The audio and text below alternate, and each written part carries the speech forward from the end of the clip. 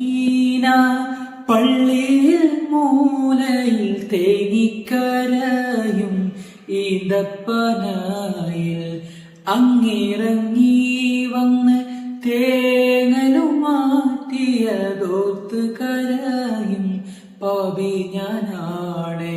കല്ലിനും മണ്ണിനും ആ ഭാഗ്യമുണ്ടെങ്കിൽ ആടിനും മാടിനും ആ കനിവുണ്ടായെങ്കിൽ ഉമ്മത്തിയേ തട്ടുലനൂറ്, ഉമ്മത്തിയേ തട്ടുലനൂറ്.